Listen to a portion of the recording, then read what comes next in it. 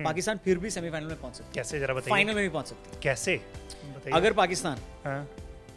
Karachi airport का नाम semifinal कर दे तो सेमीफाइनल में पहुंच सकते हैं। रोड का बहुत इंपॉर्टेंट होता है भाई। एंटीना जब चेंज करने जाते तो वो एंटीना पकड़ के एक आदमी में पूरा मैच देख लेता, तो वो बाहर खड़े हो मैं दिखा नहीं सकता आपको, मेरे पीठ पे चप्पलों के निशान हैं कि जब भी सचिन खेल रहे होते थे और मैं जगह से उठ जाता था और वो आउट हो जाते थे, उड़ती हुई चप्पल पापा की आती थी। आज जो सुबह आपने जिस आदमी का उठ के मुंह देखा था ना, वेस्ट इंडीज वाले मैच में भी उसी का मुंह देखना उठ के। रौनक भाई, बहुत बहुत स्वागत है आपका न्यूज़ 18 में।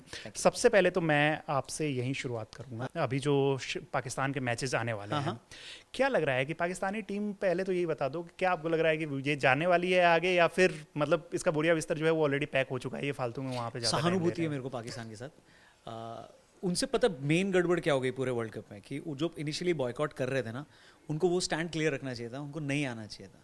क्योंकि बॉयकॉट भी किया, पूरा माहौल भी बनाया, बांग्लादेश को सपोर्ट भी किया, और ये सिचुएशन में आ गए कि अब मतलब श्रीलंका के साथ वाले ग्रुप में भी हार रहे हैं और ऑलमोस्ट मतलब बाहर ही हैं। तो मुझे ऐसा लगता है बेस्ट होता कि अब एटलीस्ट अपने यहाँ की जो ऑडियंस है ना, वो उनको खुश रख सकते थे। वो एक पॉलिटिकल स्टांस पे कि भाई हम नहीं जा रहे, हम इंडिया के साथ, हमको नहीं, इंडिया के साथ नहीं खेलना है भाईजान, वो वाला उनका वर्जन बहुत सही था। बट वो आए और ऐसा ह्यूमिलेट होके, मुझे ऐसा लगता है उनको नहीं आना चाहिए था। तो नेक्स्ट टाइम से मुझे ऐसा लग रहा है वो और बड़ा ड्रामा करेंगे कि इंडिया का सामना नहीं करना पड़े। तो I think that's how it is. लेकिन अब जो कंडीशन आ गई है वो श्रीलंका के भरोसे थे। राइट। श्रीलंका पिछला मैच जिस तरीके से हार गई, अब क्या है कि वो सिर्फ हार श्रीलंका की नहीं थी, वो पाकिस्तान को भी, हम कहते हैं ना कि हम तो डूबेंगे सनम, तुमको भी लेके डूबेंगे। Correct. अब पाकिस्तान फंस चुकी है इसमें, क्योंकि जो सिनेरियो है, अब उन्हें श्रीलंका को हराना है, फिर एक्सपेक्ट करना है कि न्यूजीलैंड भी अगला मैच हार जाए। ऐसा होते हुए आपको दिख रहा है क्या?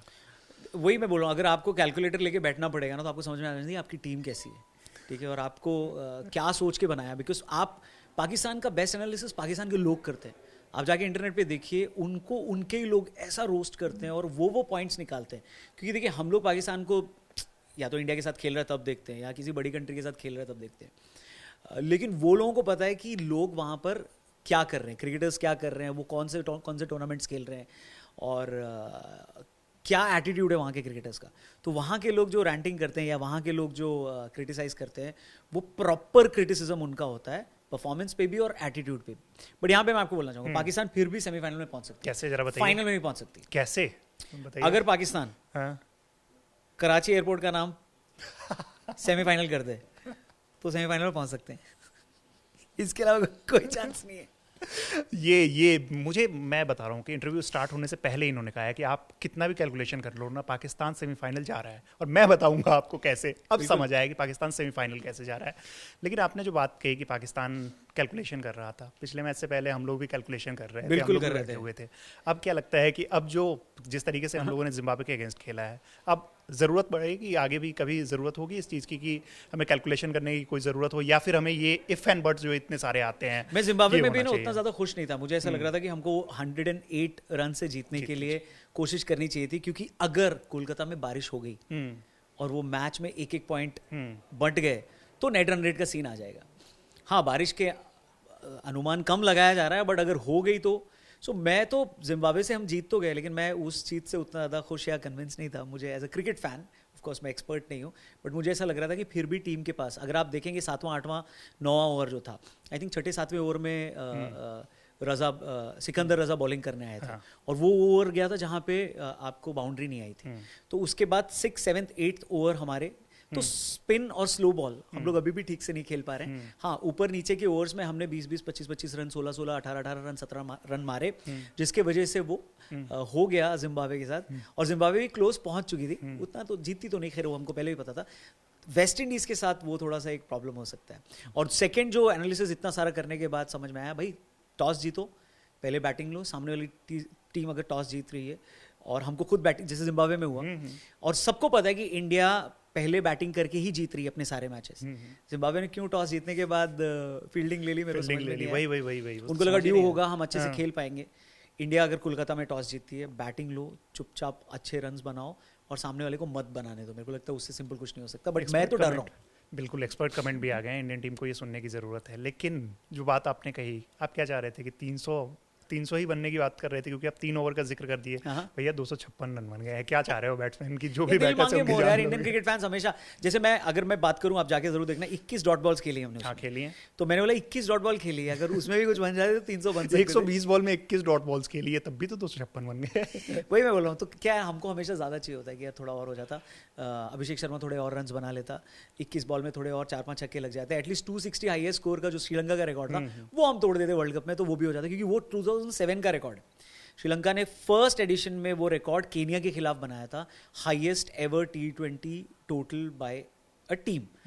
वो तोड़ने का हमारे पास था, एक चौका छक्का पड़ जाता तो वो टूट सकता था। तो एज अ फैन मैं तो चाहता हूँ कि यार सारी रिकॉर्ड टूटे, हर बार हम जीते। वेस्ट इंडीज की बॉलिंग भी तो ऐसी ही है, वेस्ट इंडीज की बैटिंग को छोड़ देते हैं, बॉलिंग भी तो ऐसी ही है। उनके पास कौन से बॉलर्स हैं ऐसे, जो हमें तो नहीं लग रहा है कि कोई भी ऐसे बॉलर्स है। बट उनके बैटर्स कॉम्पेंसेट कर देते हैं ना, मिस टाइम भी करते हैं तो भी छक्का चला जाता है यार, ताकत इतनी ज्यादा है उनमें। तो मुझे ऐसा लग रहा है वो सारी चीजें डरा रही हैं, बस हम टॉस जीत जाएं। वही मैंने कहा था अभी कल के शो में जब हम जिम्बाब्वे के साथ जीते थे, कि आज सब कुछ सही हुआ।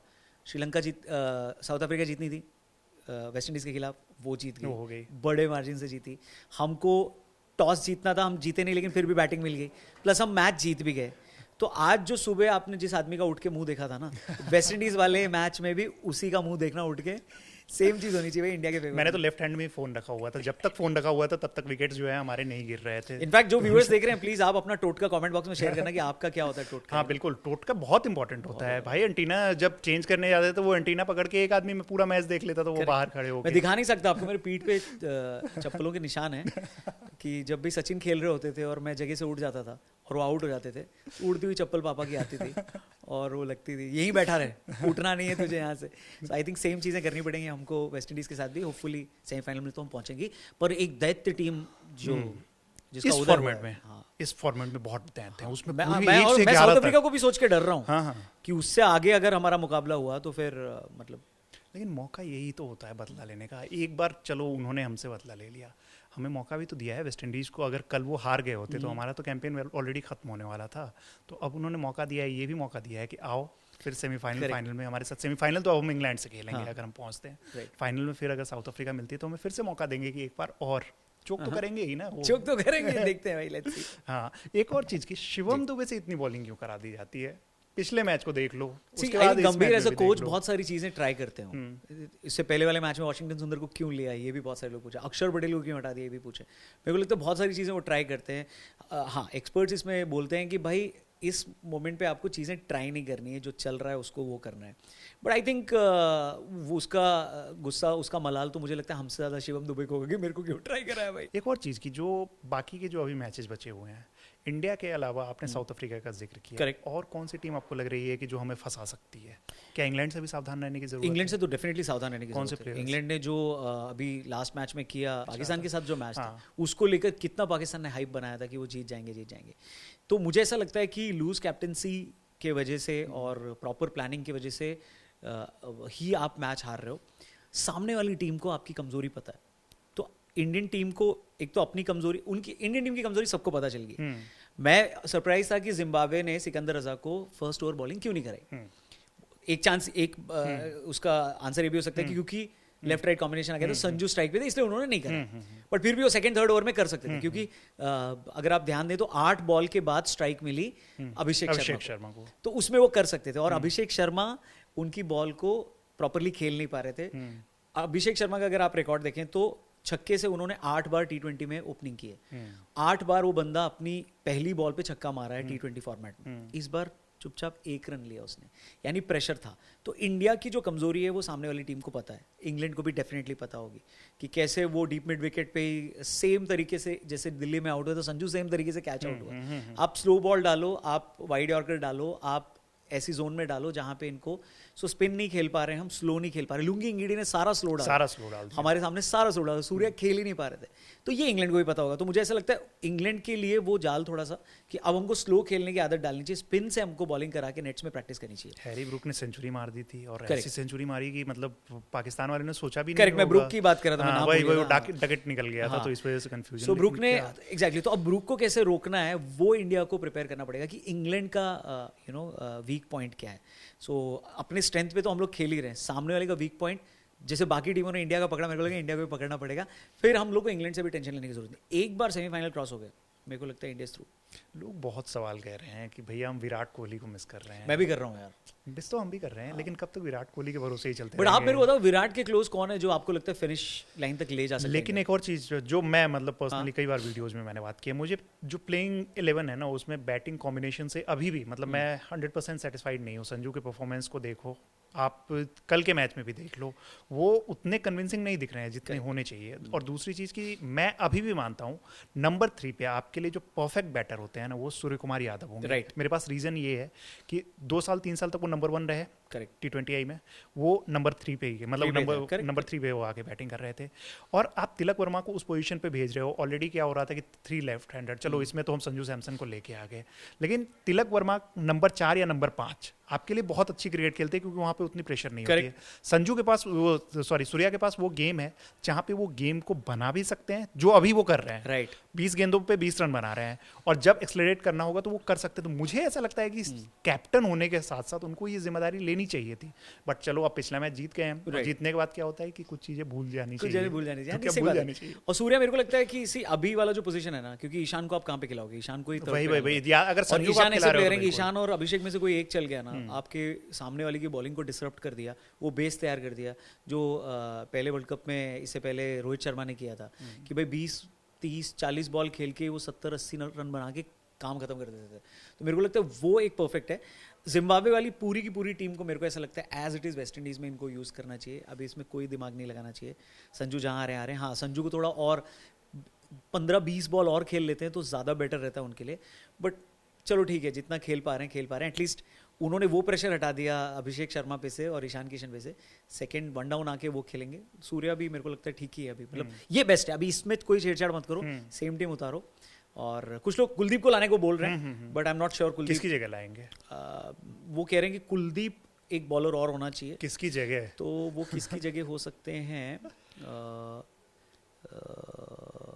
एक पेसर कम करो, वरुण की जगह हो सकते हो। तो अरे वरुण को कैसे आप ड्रॉप कर सकते हो? वरुण ठीक है तो वरुण, लेकिन वरुण आपके लिए मिस्ट्री बन के आए हुए हैं अभी भी। मतलब ठीक है 1-2 मैचेस में रन आए और किसी के भी रन आ जाते हैं। सो 3 स्पिनर कौन से हो सकते हैं आपके? वरुण है, अक्षर है, अक्षर को आप ड्रॉप करोगे नहीं, और आपके हैं कुलदीप को कैसे खिलाओगे? और फिर आपके सीमर कौन से हो गए? अर्शदीप हो गए, बुमराह हो गए, दोनों अच्छा परफॉर्म कर रहे हैं। अर्शदीप का कल का देख लो कितना बढ़िया रहा। तो अपने पास हो गया ना, फिर और कौन बचा अपने पास? तो कुलदीप को आप खिला लोगे तो फिर तो आपके पास कॉम्बिनेशन किसी एक को ड्रॉप को तो करना ही होगा ना। कौन ड्रॉप हो रहा है इस केस में? तो इस केस में आपको जो है किसी बैटर को ड्रॉप करना होगा। किसको ड्रॉप करोगे? आपके पास तिलक को ड्रॉप कर सकते थे, तिलक को आपने ड्रॉप। मुझे लग रहा है हाँ डाउट है, तो मुझे लग रहा है सेम टीम होगी क्योंकि हार्दिक भी पेस अच्छा कर रहे हैं, वो बॉलिंग अच्छा कर रहे हैं, सेम टीम लेते हैं यार। हाँ क्योंकि देखो मैं ऐसा मानता हूँ 2003 से, मतलब जब मेरा बचपन रहा है 2003 से क्रिकेट का याद है, 2003 से 2009 तक का जो ऑस्ट्रेलिया ने डोमिनेट किया था ना, मैं नहीं देखता था कि कभी वो ये सोचते होंगे कि अरे यार आज जो है ना, मतलब हम पर्थ में खेल रहे हैं तो हम शेन वॉर्न को ड्रॉप कर देते हैं। एक्सपेरिमेंट नहीं करते हो, नहीं करते थे, उनको कोई फर्क नहीं होता था। और शेन वॉर्न वहां भी 3-4 विकेट 5 विकेट निकाल जाता था पर्थ में भी।